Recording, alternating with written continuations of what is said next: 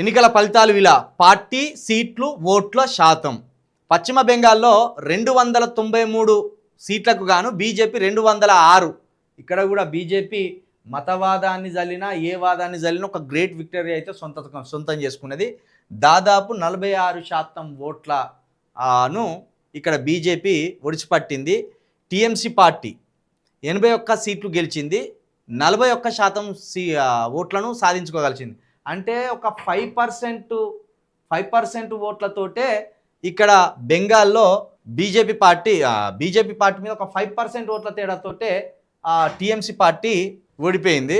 ఇంకా ఇతరులు 6 సీట్లు కొట్టిండ్రు, 13% ఓట్లను సాధించుకున్నారు. అంటే ఒక 5% ఓట్ల తేడాతోటే బెంగాల్లో మమతా బెనర్జీ గారు సీటును కోల్పోయిన అంటే చాలా టఫ్ ఫైట్ ఇచ్చిండ్రు. ప్రతి ఏరియాలో ప్రతి నియోజకవర్గంలో గట్టి ఫైటే ఇచ్చిండ్రు, నార్మల్ ఫైట్ ఏమి ఇవ్వలేదు. ఇక్కడ సీట్ల తేడా చూసుకుంటే చాలా భారీ ఎత్తున ఉన్నది, కానీ ఓట్ పర్సెంటింగ్ చూసుకుంటే మాత్రం చాలా తక్కువ తేడాతోటే. ఇక్కడ కేసీఆర్ గారు కదా 3% ఓట్లతో ఎట్లయితే ఓడిపోయినలో, బెంగాల్లో మమతా బెనర్జీ గారు 41% గెయిన్ చేసి ఒక 5% ఓట్లతోటి ఇదే బీజేపీ మీద ఓడిపోవడం జరిగింది. ఇక తమిళనాడు విషయానికి వస్తే టీవీకే పార్టీ 107 స్థానాలను గెలుచుకున్నది, 35% ఓట్లను గెలుచుకున్నది. 35% ఓట్లను గెలుచుకున్నది. డిఎంకే పార్టీ 74 సీట్లతోటి 32% ఓట్లను గెలుచుకున్నది.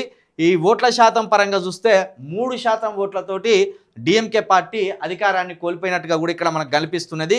ఇక అన్నా డిఎంకే పార్టీ 53 సీట్లతోటి 27% ఓట్లను సాధించుకోగలిగింది. ఇక్కడ ఎంత అద్భుతమే, తమిళనాడు ఒక కాంగ్రెస్ కానీ బీజేపీ మొత్తం దేశమే మాది, దేశంలో మాకు తిరుగులేదు, మోడీ చరిష్మా మామూలుది కాదు, మోడీ విశ్వగురు అని జబ్బలు జరుచుకునే బీజేపీకి ఇక్కడ అసలు స్థానం లేదు, కాంగ్రెస్కు స్థానం లేదు. అసలు జాతీయ స్థాయి పార్టీలు అటు వైపు కన్నెత్తి కూడా చూడనిచ్చేటట్టు లేరు తమిళ ప్రజలు. 3 ప్రధాన పార్టీలు టీవీకే, డిఎంకే, అన్నా డిఎంకే. ఇంకా అద్భుతమేం తెలుసా, కనీసం అన్నా డిఎంకే పార్టీతోటి బీజేపీ పొత్తు పెట్టుకున్నది, అక్కడ డిఎంకే పార్టీతోటి కాంగ్రెస్ పొత్తు పెట్టుకున్నది. 2 నేషనల్ పార్టీలతోటి 2 అధికారాన్ని గతంలోనే అనుభవించిన పార్టీలు అన్నా డిఎంకే పార్టీ, డిఎంకే పార్టీ ప్రస్తుతం అక్కడ అధికారంలో ఉండే స్టాలిన్ గారు. డిఎంకే పార్టీకి కాంగ్రెస్ పార్టీ మద్దతు ఉన్నది, కాంగ్రెస్ పార్టీ పొత్తున్నది. పొత్తు పెట్టుకున్న కాంగ్రెస్ పార్టీతోటి పొత్తు పెట్టుకున్నప్పుడు కూడా 74 సీట్లు వచ్చినాయి. ఇక బీజేపీ పార్టీతోటి అన్నా డిఎంకే పార్టీ పొత్తు పెట్టుకునేది, కానీ ఎక్కడ కూడా అన్నా డిఎంకే పార్టీకి సీట్లు రాలేదు, ఓట్లు రాలేదు. ఇంకా ఈ బత్తాయి గాన్లు కొందరు అంటారు కదా, విజయ్ బీజేపీ మద్దతుతోనే గెలిచినాడు. ఇక్కడ స్వయంగా అన్నా డిఎంకే పార్టీ బీజేపీ 2 అలయన్స్లో ఉన్నాయి. ఉన్నాక కూడా ఇంత గుడ్డి మనుషులు ఎడ్డి మనుషులు అనుకోవాలా వీళ్ళను?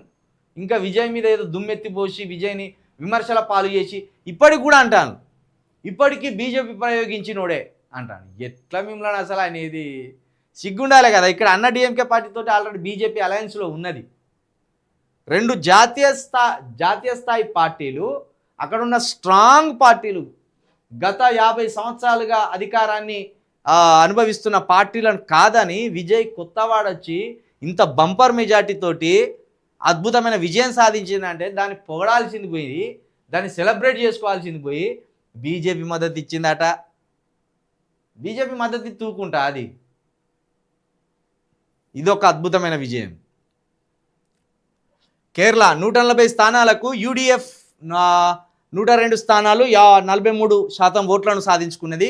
ఎల్డిఎఫ్ 35 స్థానాలతోటి 33% ఓట్లను సాధించుకున్నది. ఎన్డీఏ 3 సీట్లే కేరళలో, బీజేపీ కూటమికి 3 సీట్లే, 11% ఓట్ల శాతం అయితే పెంచుకున్నారా. 3 సీట్లు వచ్చినాయి, ఓట్ల శాతం పెంచుకున్నారు. ఇక అస్సాంలో బీజేపీ 102 స్థానాలు, 126 స్థానాలకు 102 స్థానాలను గెలిచింది. ఇక 51% ఓట్లను కూడా సాధించింది. కాంగ్రెస్ 21 ఓట్లతోటి 36% ఓట్లను సాధించుకున్నది. ఇతరులు 3 సీట్లు గెలుచుకున్నారు, 13% ఓట్లను గెలుచుకున్నారు. అస్సాంలో ఇది ఐట్రిక్ విజయం బీజేపీకి ఇది అస్సాంలో ఐట్రిక్ విజయం. విశ్వశర్మ ఇది ఐట్రిక్ కొట్టిండు మరొకసారి. మొత్తానికైతే 5 రాష్ట్రాల ఎన్నికల్లో బీజేపీకి మిశ్రమ ఫలితాలు వచ్చినాయి. ఒక బెంగాల్ విజయమును అస్సాం విజయము ఆ బీజేపీని కొంత మరింత బలోపేతం చేయడానికి ఉపయోగపడ్డాయని చెప్పాలి. కానీ సౌత్లో బీజేపీకి అసలు అవకాశమే లేదని సౌత్ ప్రజలు క్లియర్గా బీజేపీని దూరం పెడుతున్నారు. అంటే మతవాదానికి దక్షిణ భారతదేశంలో చోటు లేదు, చోటు లేదు అని ప్రజల తీర్పు స్పష్టంగా ఉన్నది. కేవలం ఒక పవన్ కళ్యాణ్ అనే మూర్ఖుడు, చంద్రబాబు నాయుడు అనే ఒక స్వార్థపరుడు వల్ల బీజేపీ ఇక్కడ ఆంధ్రప్రదేశ్లో కొన్ని సీట్లను గెలుచుకోగలిగింది. అది పవన్ కళ్యాణ్ లాంటి ఒక మత ఛాందస్తపు యాక్టర్ వల్ల అది అక్కడ సాధ్యపడ్డది. లేకపోతే టోటల్గా తెలంగాణ, ఆంధ్రప్రదేశ్, కర్ణాటక, కేరళ, తమిళనాడులో బీజేపీకి స్థానమే లేదు. ఈ తమిళ ప్రజలకు చేతులు ఎత్తి మొక్కాలే, కర్ణాటక ప్రజలకు కూడా చేతులు ఎత్తి మొక్కాలి, కేరళ ప్రజలకు కూడా చేతులు ఎత్తి మొక్కాలి. ఎందుకంటే మతవాదం మనకు అవసరం లేదు. మనం ఏ దేవుణ్ణైనా మొక్కుతాం. రాముణ్ణి మొక్కొచ్చు, కృష్ణుని మొక్కొచ్చు, యేసు ప్రభుని మొక్కొచ్చు, అల్లాను మొక్కొచ్చు, ఎవరైనా మొక్కొచ్చు. అంత అద్భుతమైన ఆలోచన కలిగిన వ్యక్తులు ఈ దక్షిణ భారతదేశం ప్రజలు.